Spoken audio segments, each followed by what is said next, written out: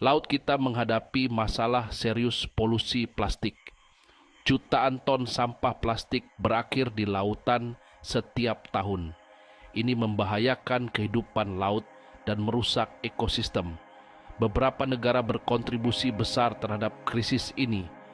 Tiongkok, Indonesia, Filipina, Vietnam, dan Thailand adalah penyumbang utama. Negara-negara ini berkembang pesat dengan populasi besar. Sistem pengelolaan sampah mereka kesulitan mengimbangi. Polusi plastik ini menghancurkan ekosistem laut. Namun, masih ada harapan dengan upaya global. Beberapa faktor berkontribusi terhadap banyaknya sampah plastik di negara-negara ini. Salah satu faktor penting adalah populasinya yang besar. Semakin banyak orang berarti semakin banyak konsumsi, dan akibatnya semakin banyak sampah yang dihasilkan. Industrialisasi yang cepat juga berperan. Sektor industri yang tumbuh menyebabkan peningkatan produksi dan penggunaan plastik.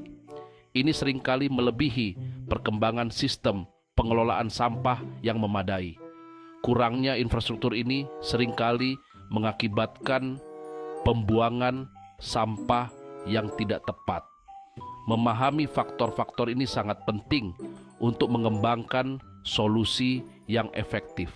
Tiongkok, negara terpadat di dunia, telah menyadari masalah polusi plastiknya dan mengambil langkah signifikan. Salah satu inisiatif terbesar adalah larangan nasional terhadap kantong plastik sekali pakai. Larangan ini telah mengurangi konsumsi kantong plastik secara dramatis.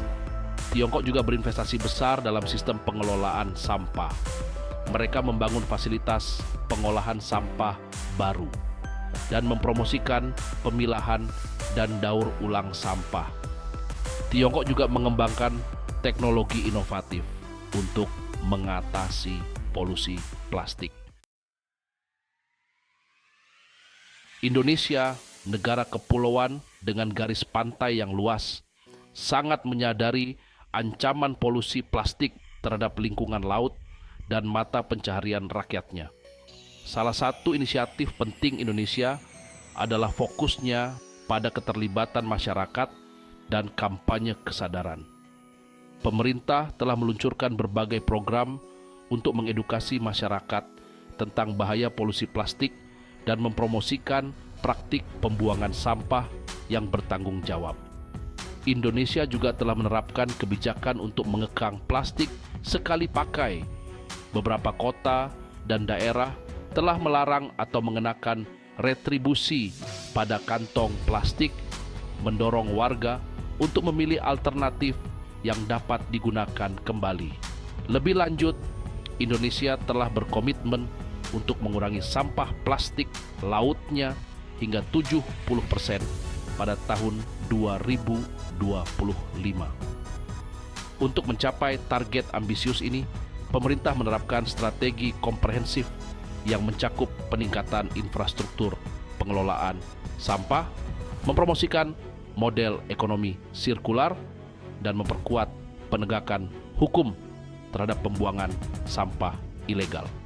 Upaya Indonesia yang menggabungkan intervensi kebijakan, keterlibatan masyarakat, dan komitmen terhadap target yang ambisius menunjukkan pendekatan proaktif dalam mengatasi tantangan global ini. Di Filipina, upaya penanganan sampah laut lebih banyak difokuskan pada penguatan regulasi dan kerjasama dengan organisasi internasional untuk mengurangi dampak sampah plastik. Sementara itu, Vietnam dan Thailand telah mulai melarang penggunaan produk plastik sekali pakai di beberapa sektor dan meningkatkan infrastruktur pengelolaan sampah untuk mencegah bocornya sampah ke laut. Meski tantangan yang dihadapi besar, upaya yang dilakukan negara-negara ini menunjukkan bahwa perubahan itu mungkin. Namun keberhasilan dari upaya ini sangat bergantung pada kerjasama antara pemerintah, industri, dan masyarakat. Mari kita bersama-sama menjaga laut kita agar tetap bersih demi kelestarian bumi dan masa depan generasi mendatang.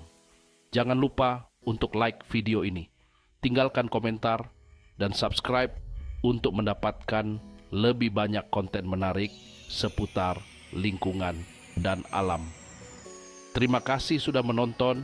Sampai jumpa di video berikutnya.